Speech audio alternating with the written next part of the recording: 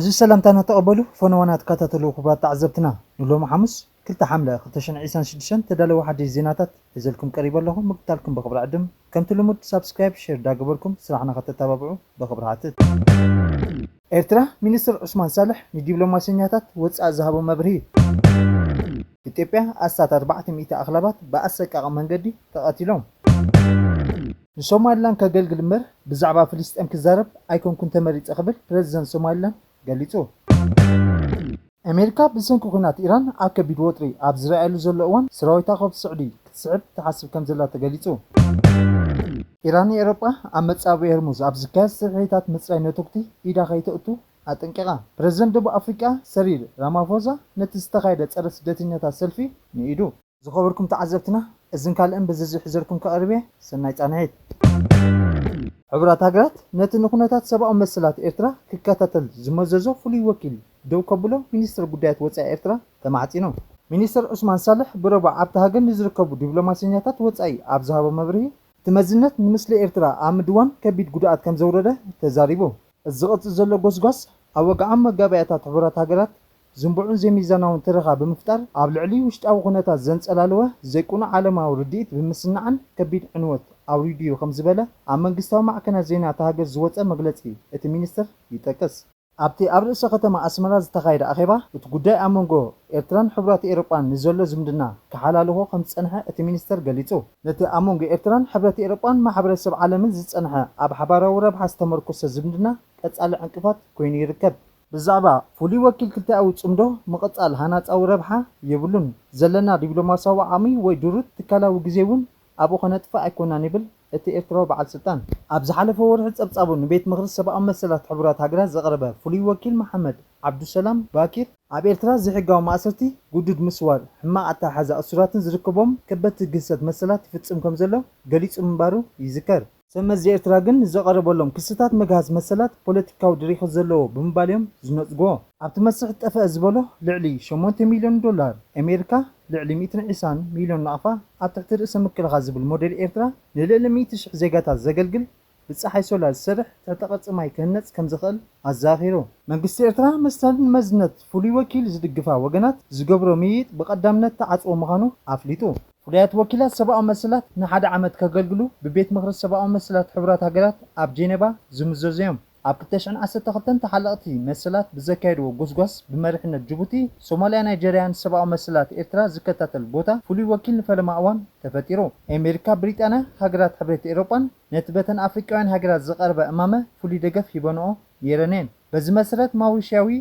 ሼላ ቢ ኪታሩባ ፈላሚት ፍሊቲ ወኪል ብምዃን ንኹነታት ኤርትራ ክትከታተል በቲ ቤት ምክሪ መዝነት ተዋሂብዋ ኣብ ግንቦት 2013 ኣብ ዘቕረበቶ ፈላማይ ጸብጻብ ኣብ ኤርትራ ዝሕጋዊ ምርሻን ምስቃይን ዝርከቦም ሰፊሕ ምግኣስ ሰብኣዊ መሰላት ይካየድ ከም ዘሎ ኣቃሊዓ ሰመዚ ኤርትራ ናብቲ ሃገር ኣትያ ከተጻርፍ ፍቓድ ስለዘይሃብዋ ጸብጻባት ብቐንዱ ኣብ ምስክርነት ኤርትራውያን ስደተኛታት ተመርኮሱ እዩ ነይሩ ኣብ 2014 ኣብ ዘቕረበቶ ኣካል ጸብጻብቲ ኩነታት ፍሉይ ኮሚሽን ዘድልዮ ብምዃኑ ብዝኣመነቶ መሰረት ድማ ፍሉይ ኣጻራይ ኮሚሽን ሕብራት ሃገራት ተመሲቱ ኪታሩት ኣባል ናይቲ ብሰለስተ ኮሚሽን ዝቆመ ኮሚሽነር ብምዃን ክሳብ 2016 ኣገልጊላ ነይራ እቶም ካልኦት ኣባላቱ ኣቦ ወንበር ናይቲ ኮሚሽን ዝነበረ ኣውስትራልያዊ ማይክ ስሚዝ ጋናዊ ቪክተር ዳንክዋን እዮም ነይሮም ኣብ 2018 ንኪታሩት ብምትካእ ፍሉይ ወኪል ጉዳያት ሰብኣዊ መሰላት ኤርትራ ኮይና ዝተመዘዘት ዳንኤላ ክራቨዝ ዝተባሃለት ዜጋ ደቡብ አፍሪቃዊት ሃገረ ቺሊያ ነይራ ንሳ እውን ኣብ ዘቕረበቶ ክልተ ጸብጻባት ኩነታት ሰብኣዊ መሰላት ኤርትራ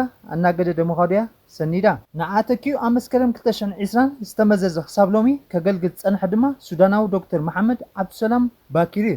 ኣብ ዝሓለፈ 6 ዓመታት ኣብ ዘቕረቦ ጸብጻባት መንግስቲ ኤርትራ ኣብ ልዕሊ ዜጋታቱ ዘይሕጋዊ ምርሻን ስቅያት ጉዱድ ምስዋርን ምግሃዝ መሰላትን ሃይማኖታዊ እምነት ናጽነት ፕረስን ከምኡውን ጉዱድ ዕስክርና ይፍጽም ከም ዘሎ ከቃልዕ ጸኒሑ ኤርትራ ዓመታዊ መዝነት ናይቲ ፍሉይ ወኪል ከይሕደስን ሓያል ጎስጓስን ምጉትን ከተቕርብ እኳ እንተጸናሐት ኣይሰለጣን ጸብጻባት እቶም ፍሉያት ወኪላት ኣብ ሓተቶ ዖባ ዝተመሰተ ተኣማንነት ዘይብሉ ነቲ ሃገር ንምድሃልን ንምስልጣንን ብምዕራባውያን ሃገራት ዝተወጠነ እዩ ብምባልዮም ሰመዚ እቲ ሃገር ዝምግቱ እንተኾነ ብዙሓት ላዕለዎት ሚኒስትራት ጀነራላትን ዝርከቦም ኣባላት ሃገራዊ ባይቶ ከምኡውን ብዙሓት ጋዜጠኛታት ንልዕሊ 20 ዓመታት ኣብ ሱር ኣብያተ ማእሰርቲ ተታሒዞም ከም ዘለዉ ዝፍለጥ ብዘይካዚ ሓያሎ መራሕቲ ወንጌላውያን ኣብያተ ክርስቲያንን ፈለስቲ ኦርቶዶክሳዊት ቤተክርስቲያን ከምኡን መምህራን እስላማዊ ትካላውን ኣብ ስውር ሓውሲ ሱራን ኣብያተ ማእሰርቲ ተታሒዞም ኣለዉ ዳርጋ ኩሎም እቶም በቶም ፍሉያት ወኪላት ዝቐረቡ ዝጸንሑ ጸብጻባት ኣብታ ሃገር ግዝኣት ሕጊ ከም ዘየልዮም ዝገልጹ ነታ ሃገር ብዘይቅዋም ሃገራዊ ምርጫ ንልዕሊ 35 ዝመርሓ ዘሎ ፕሬዚደንት ኢሳያስ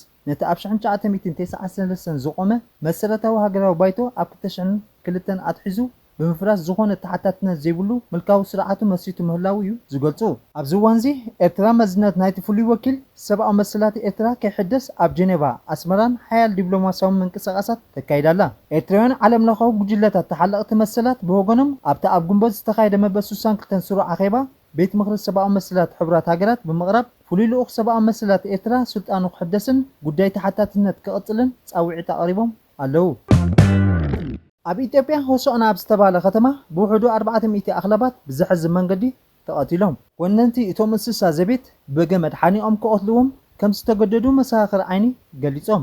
ኣብ ክልል ማእከላይ ኢትዮጵያ ከተማ ሆሳዕና ብድሕሪ ተኸታታሊ ሞት ዘስዓበ ናይ ኣኽላባት ምንካስን ብኣማይ ዝቑፀሩ ኣኽላባት ከም ዝተቐሉ ተሓቢሩ ቢቢሲ ዘዘራረቦም ነበርትን ሰበስልጣንን እቲ ቅለት ምስ ሕማም ዕቡት ከልቢ ብዝተኣሳሰር ፀገማት ድሕሪ ዘጋጠመ ሞት 3 ህፃናት ከም ጀመረ ገሊጾም بمسألة كان مساخر عين استرخب حبريتا وكلت التخابي نبرت خناتات كتابتهم بزي قدس نايجزار اسم اخلابات كأصلو ممرحة وهيبوهم وننتزم انساتا زبيد دما بقيمة كعنقوهم ويدما كهرموهم كم استقددو يقلت وتم زابي دما كسب 5 شحبرن ما قطعت وي ما أسرت 5 بيهم تنقروهم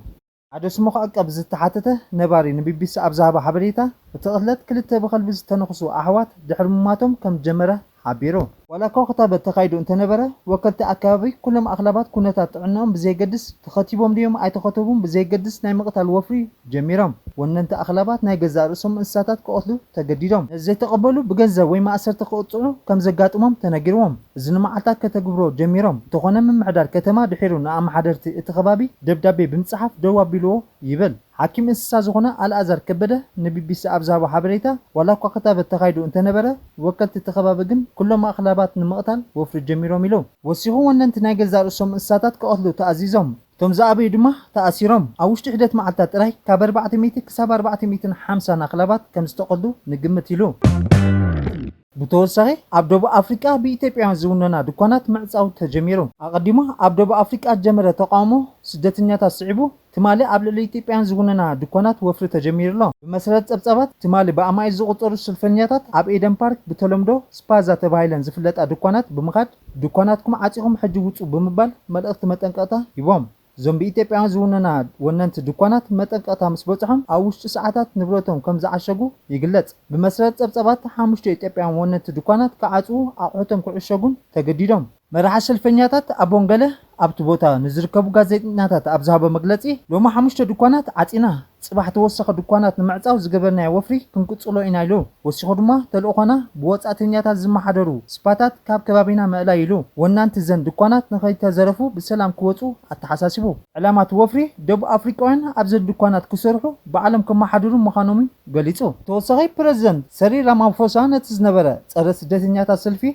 نيدو بريزيدنت سري رامافوسا نتب 30 سنه عملا دب افريقيا استخايده صره سدتنياتات تقامو سلاماو أكايدا بمنعت زيغاتات بزي عمتن كساب زغبرو سلفي نمكياد حق منغستاو مسل كم زلوم عبيرو باستفالالي ጉጅለታት ተወደበ ሰልፊ ኣብ ልዕልቶም ሰነዳት ዘይብሎም ወይ ዘይሕጋዊ ተባሂሎም ዝግለጹ ወጻእተኛታት ሓያል ስጉምቲ ክውሰድ ዝጽውዑ እቶም ሰልፈኛታት ዘይሕጋዊ ስደትን ንስነት ስራሕን ንገበን ኣብ ህዝባዊ ኣገልግሎት ጸቕጢ ብምፍጣር ዓባ ኣበርክቶ ከም ዘለዎም ይምግቱ ፕሬዝደንት ራማፎዛ ደቡብ ኣፍሪቃ ሰላማዊ ተቃውሞ እተፍቅድ ዲሞክራሲያዊት ሃገር ምዃና ብምግላጽ ሕግታት ኢሚግሬሽን እታ ሃገር ኣብ ውሽጢ ልዕልና ሓጊ ተግባራዊ ክኸውን ከም ዘለዎ ኣስሚሩሎ توسخ وصاتنياتات زيغا علامة زغبره عمص مفرح وي صلئي وصاتنياتات كله كم زيبلو اطقيقو دب افريقيا قد محجي لبدا صل وصاتنياتات زولدو عمص اغاطيمو نيريو بفلاي كاب هاغرات زيمبابوي موزامبيك اثيوبيا سوماليا زموت سدتنياتات متقعتي وصح منبارو زكريو سكفتاتات إيميغريشن بحقاو منقدين مفتحن عمص نمكلخان دما كان منغستي سيفيل محبراتن تدغاغامي صاوعت كقرب مصنحو صبصبات تملكتو أمريكا بسنكو خينات إيران كبيد وطر أب إسرائيل زلو أوان سراويتا خاب سعود عرب كتسحب تدل خمزله يقلت على عدا بعد سلطان سلايا مع كلام مبرق نزل تايمس أوف إسرائيل أب زهابا حبريتا ترامنا تعشش بمبال أب زوبا عنوت زس عبا هندبتا ومتكعت خينات إيران دحر مفتساميو ኣብ ዝሓለፈ ኣዋርሕ ዝምድና ኣሜሪካን ስዑድ ዓረብን እናተበላሸወ ይመጽእ ከም ዘሎ ዘወልድ ስትሪም ጆርናል ኣረጋጊጹ። እዚ ከምዚ ኢሉ እንከሎ ኣሜሪካ ካብ መደበራትን ክለኣየርን ስዑድ ዓረብ ንፕሮጀክት ፍሪደም ተልእኾኣ ክትፍጽም ወሲና እኳ እንተነበረት መንግስቲ ሪያድ ምትሕባር ብምብያግ ግን ነቲ ተልእኾ ክትስርዞ ከም ተገደደት ተሓቢሩ። ብዝምድና ስዑድ ዓረብ ዘይተሓጎሰት ኣሜሪካ ሕጂ ውሳነ ዝወሰደት ትመስል። ስልጣን ኣሜሪካ ንጋዜጣ ጆርናል ከም ዝሓበርዎ ኣሜሪካ ሕጂ ኣብ ስዑድ ዓረብ ዘለዋ ወታደራዊ ህላወ ንምንካይ ትሓስብ ከም ዘላ ገሊጾም። ዝሓለፈ ሰሙን ናብ ወሽመጥ ዓረብ ኢማራት ኩዌትን ባህሬንን ዝበፅሐ ሚኒስተር ጉዳያት ወፃኢ ኣሜሪካ ማርኮ ሩቢዮ ናብ ሪያድ ከይበፅሕ ምምላሱ እቲ ንግስነት ሕጉስ ከም ዘይኮነ እዚ ድማ እቲ ዝደኸመ ዝምድና ከም ዘጋደዶ ጸብጸባት WSJ ሓቢሩ። ቅድሚ ሓደ ሰሙን ልዑል ዘውዱ ስዑድ ዓረብ መሐመድ ቢን ሳልማን መንግስቲ ዋሽንግተን ንኣተሓዛ ሓፈሻዊ ኩናት ኢራን ብምቅዋም ኣብ ፈረንሳይ ዝተኻየደ ዋዕላ ጉጅለ 7 ንክሳተፍ ዘቀረበሉ ዕድመ ከም ዝነፀጎ ነዚ ጉዳይ ዝፈልጡ ምንጭታት ሓቢሮም።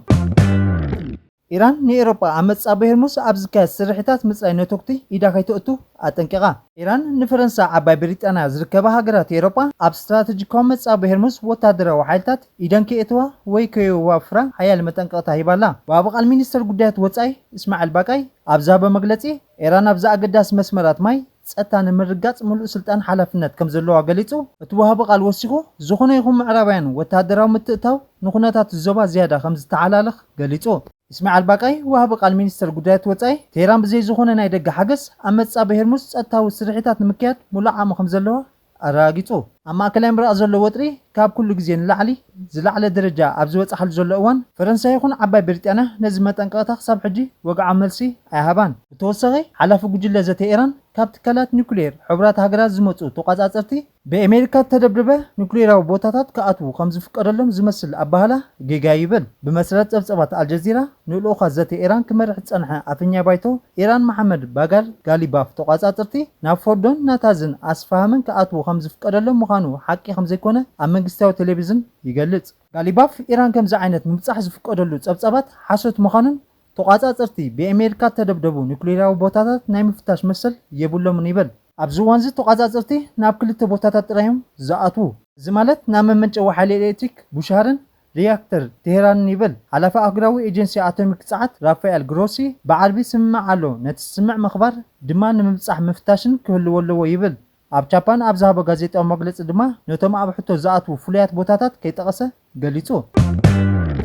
ሩስያ ኣብ ዩክሬን ድሕሪ መጥቃዕቲ ሰብ ኣልቦ ነፈርቲ ኣብ ከባቢ ሞስኮ ኤሌክትሪካዊ ዋልታ ምክልኻል ኣስፊሓ። ኣብ ዘቐረባ እዋን ብናይ ዩክሬን ነዋሕቲ ርሕቀት ዝጓዓዝ ሰብ ኣልቦ ነፈርቲ ድሮናት ኣብ ጥቓ ርእሰ ከተማ ሩስያ ኣብ ዝርከቡ ስትራቴጂካዊ ትካላት መጥቃዕቲ ስዒቡ ሰበስልጣን ሩስያ ኣብ ከባቢ ሞስኮ ተወሳኺ ስርዓታት ኤሌክትሪካዊ ውግእ ከዋፍራ ከም ጀመሩ ይግለጽ። ብመሰረት ጸብጸባት ዝሓድሽ መሳርሒ ኤሌክትሪካዊ ውግእ ኣብ ዙርያ ወሰንቲ ህንጻታት መንግስቲ ወታደራዊ ትካላትን ካልእ ስትራቴጂካዊ ቦታታት ዝትከል ኮይኑ ካብ ሰብ ኣልቦ ነፈርትን ካልኦት ብትኽክል ዝምራሕ ስጋኣታት ምክልኻል ንምሕያል ዝዓለመ እዩ። ዝተሰፍሐ ምዝርጋሕ ኤሌክትሪካዊ ምክልኻል ኣብ ገለ ክፋል ሞስኮ ሰፊሕ ምዝባዕ GPS ከም ዘስዓበን ሓያል ስርዓታት ጃሚንግ ሲቪላዊ ተሽከርከርቲ መዓልታዊ መተግበሪ ናቪጌሽን ከም ዝጸሉ ይግለጽ። ፕሬዝደንት ሶማሊላንድ ዓብዱራሕማን መሐመድ ዓብደላሂ ሲሮ ምምሕዳርነቱ ምስ እስራኤል ዘካይዶ ዘሎ ርክብ ቁኑዕ ምዃኑ ብምምጓት ቀንዲ ሓላፍነቱ ንጉዳይ ፍልስጤም ምውካል ዘይኮነ ንሃገራዊ ረብሓታት ሶማሊላንድ መቐዳም ምዃኑ ገሊጹ።